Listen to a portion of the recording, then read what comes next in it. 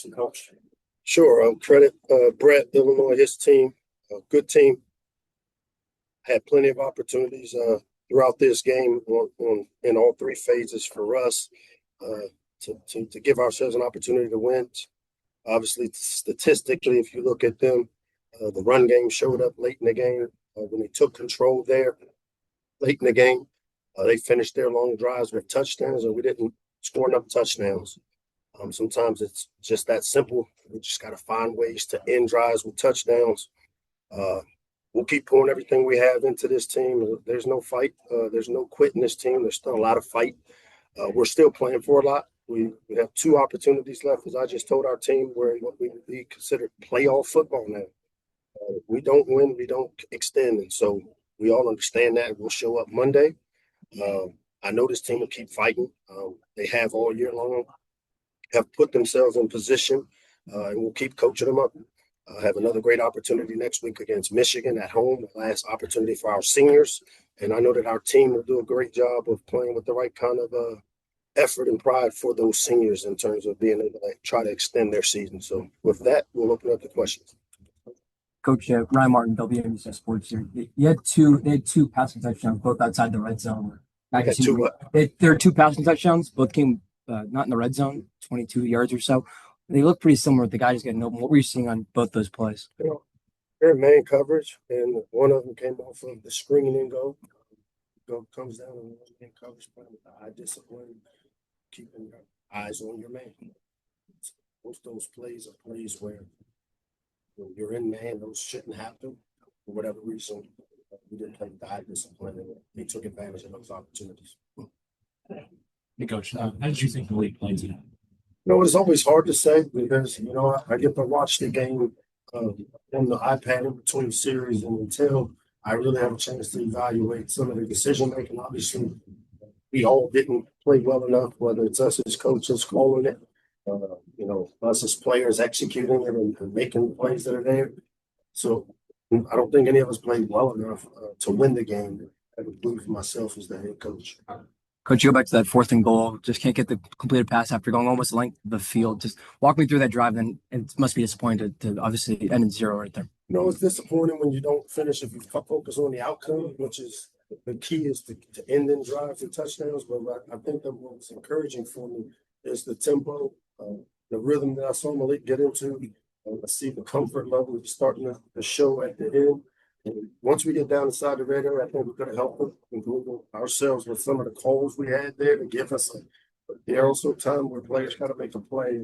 Until I go back and evaluate exactly what happened on those two drives, I just know when we get down that far, we got to get a touchdown, and we weren't able to do that. And with Daniel Wingate kind of going in and out with his injuries, it's forced a lot of linebackers. We talked about in the front sevens being banged up. What have you seen out of CJ Smith this year in linebacker position? Yeah, as a young guy, sometimes freshmen hit those brick walls, and CJ's a true freshman. Has started a bunch of games for us. Has played a lot a week ago. Had to step up with some of the injuries we saw, and he's one of those young players that has shown up for us consistent. He's a guy, and he's going to get better. I think there's still room to grow as there is for this team, and we'll keep pouring into him. He's one of those guys I think that has an opportunity to be a special player. And then on the offensive side of the ball, we saw a lot more kind of down the field passes for Joe LaFleur in particular, rather than kind of in the screen game. Was that a concerted decision in practice and preparation this week to have Farouk kind of further down the field? No, I think what you saw was we executed some of the slant game, the answers that we had when people want to field the box to stop our run. And Jalil made some plays in a quick game that maybe turned into bigger games than normal.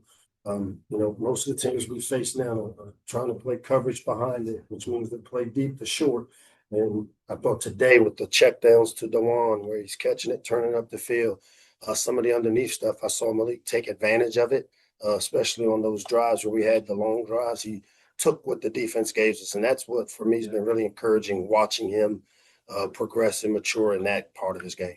Coach, you go back to what was your final offensive drive, go 3 and out, and then the decision to punt with the big deficit. What kind of goes into a call like that? If we could have played another good, we'd pin them in there with 2 scores down. We pin them in and we get a short field. We can score quick onside kicking and get it back. It's a matter of trying to use the timeouts best serve us and to use them when we had an opportunity with the ball there at the 50. I thought the way we played defense the last drive, if we could just get a stop to change the field position, it shortens our drive there for the quarterback. Fast score, onside kick, go for it again. So decided that's how we wanted to play out that last drive. And then there were more penalties today on both sides of the ball. Why do you think that issue has kind of remained as the season has gone on? There was something I got to watch and see. Again, during the course of the games, I don't even know what the penalties were. I know we had a couple of what I call non-competitive ones. 57, Bryce had a couple offside penalties where he's over the ball. And I mean, you know what? He's got to see the ball and execute the things that we ask him to do. I mean, obviously, the penalties have been a problem that we've corrected at times throughout the course of the year, but it's not just on one guy. It's every time I turn around, we're plugging a hole with the young guy that's making a mistake, and we're going to keep coaching them through these mistakes. Last one. And Coach, you mentioned the conversation you just had with your team. Bowl eligibility is still on the table with these last two games. Is there anything more to that conversation, or what is it like to have that conversation after a loss and try to say you still got time to go? I think the big thing is that we got to deal with the terrain, and the terrain is where we are today. We've got 2 games left, and we got to win both of them. That's what the focus should be on. We'll have plenty of time at the end of the season to evaluate everything as a whole. But for right now, we always say when the map and the terrain doesn't match, we won't go with the terrain. We've got 2 games, 2 opportunities left, one big one at home because of our seniors, their last opportunity, which, the good thing I do know about this team is that they're going to show up. They'll prepare the right way. They'll get through this, another tough loss. And for a lot of these guys, it's tough because they don't come from programs where they've dealt with this. And so what we've got to do is keep coaching them up through the tough times, knowing that we've got 2 opportunities. We'll deal with these opportunities. Keep coaching the guys that show up and that are healthy enough to play and go put our best foot forward next week at home for those seniors. Thanks. I appreciate it.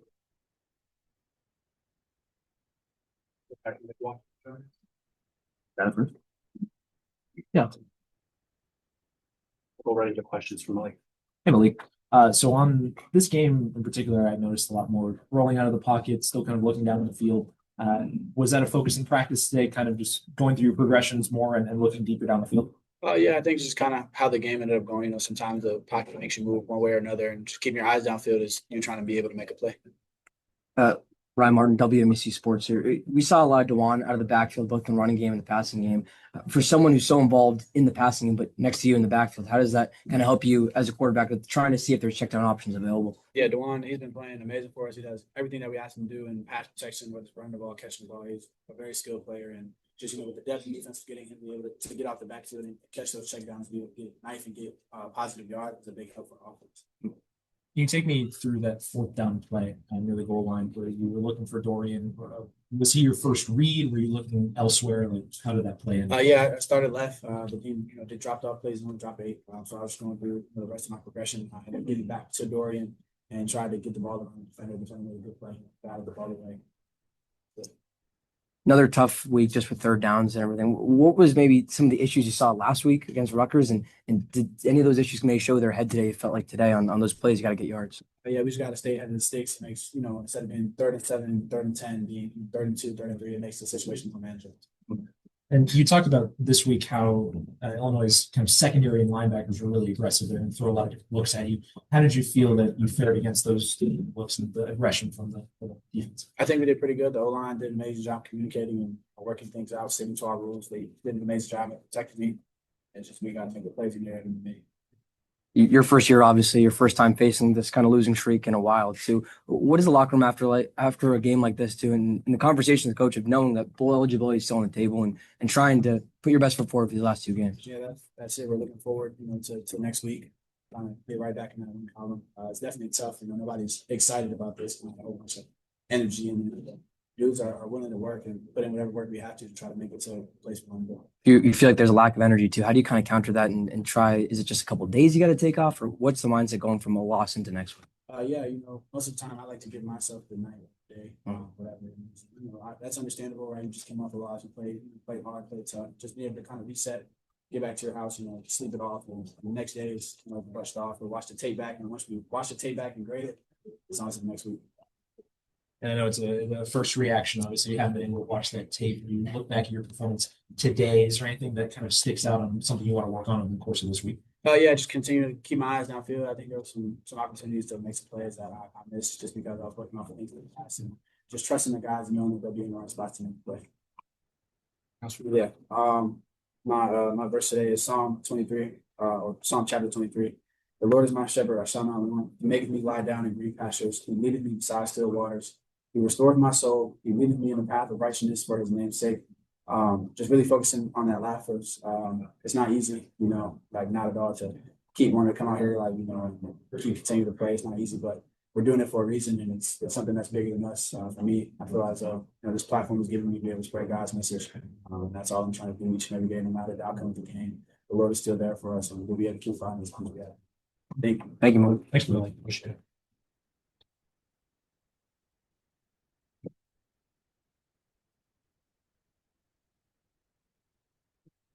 Yeah, sorry.